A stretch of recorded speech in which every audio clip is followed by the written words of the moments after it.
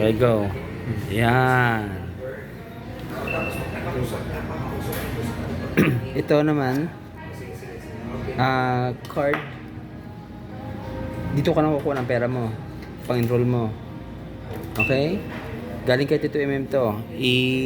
I-deposit niya dito yung mga pang ano mo, panggamit sa school, tuition fee, pamasahe, pagkain, lahat-lahat ng mga ano mo. Dollar account yan, ha? Mag-withdraw ka. Oo.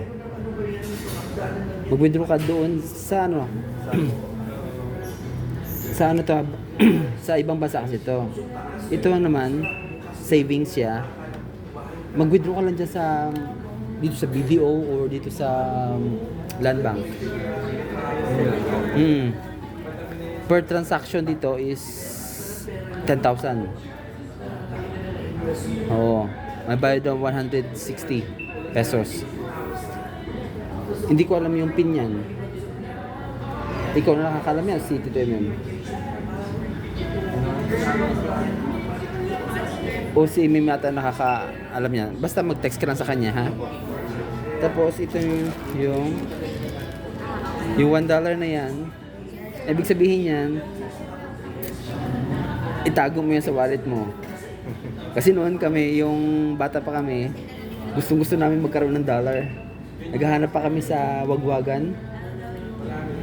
Alam mo Wagwagan, di ba? Wagwagan. Kinuha pa namin yan yung mga bulsa-bulsa. Hindi kami bumibili.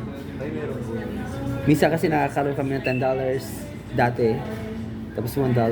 Kinikip namin sa wallet namin. Yan. Sa bulsa. Yan, i-keep mo yan sa wallet mo. Para good luck yan sa... Yan ang $1, okay? Para sa sunod, doon ka na sa ibang bansa. Di ba? Yan, mag-ano ka lang. Magsumikap ka lang. Sige, i-text si